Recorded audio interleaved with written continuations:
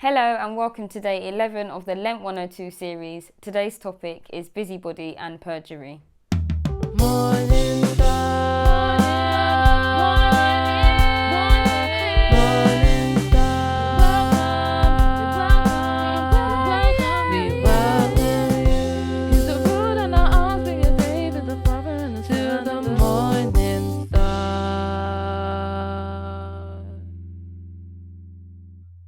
So I'm just going to jump right in and say that I'm pretty sure that most people have encountered a busybody at some point in their lives.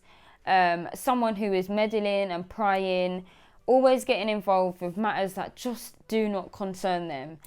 And aside from the fact that it is so irritating, especially when you work with a busybody, it's just like, can you just please stop? Aside from that, biblically speaking, it's really clear that this is something that we as Christians should not be doing. And I want to first take you to 1 Timothy chapter 5 verse 13. And it says, "And withal they learn to be idle, wandering around from house to house, and not only idle, but tattlers also and busybodies, speaking things which they ought not." Classic example of someone going from this neighbourhood, going down the road, going up here, talking about all of these things that they shouldn't be talking about. We're not supposed to be doing it, we're not. 2 Thessalonians 3:11 says, "For we hear that there are some which walk among you disorderly, working not at all but as busybodies." 1 Peter 4:15 again it says, "But let none of you suffer as a murderer or as a thief or as an evildoer or as a busybody in other men's matters."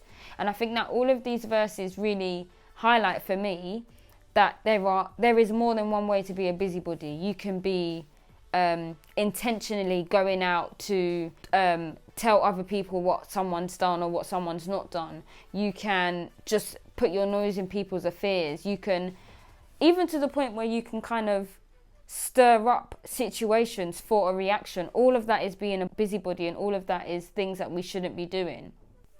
And when I think about perjury, for me, I kind of like to link it to an extreme version of lying, in the fact that, yes, when you lie, you're saying things that you know aren't true, but it takes it that one step further by you're now actually making an oath. You're now actually lawfully promising, basically, that what you're saying is true and you know that it's not. I want to take a moment to look at Zechariah 8:17, and it says, "And let none of you imagine evil in your hearts against his neighbour, and love no false oath, for all these are things that I hate, saith the Lord."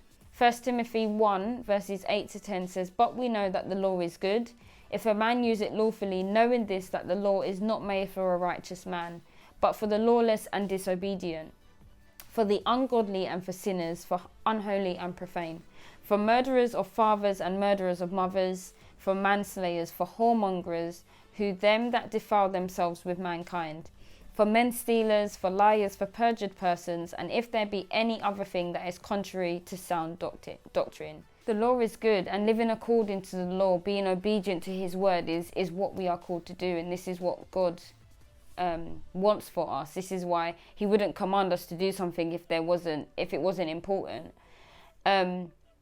So I think all in all, the law is there for a reason, and I'm just reminded that all of these things that we do, they have consequences, and these are things we should stay away from. And I think one thing that I'm really honing in on during this journey so far is that these are things that we can fall victim of doing in our daily lives. But I'm grateful for this opportunity to be able to step back and see, that these things, why we're doing it, how to stop doing it. So yeah, I just want you to be encouraged. I hope that you've been blessed by today's word, and that you would basically stay in your lane and not so-called seeds of discord in people's lives. But stay blessed and tune in for tomorrow's video.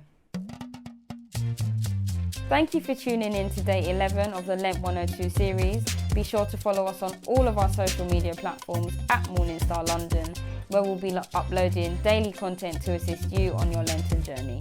Thank you and God bless.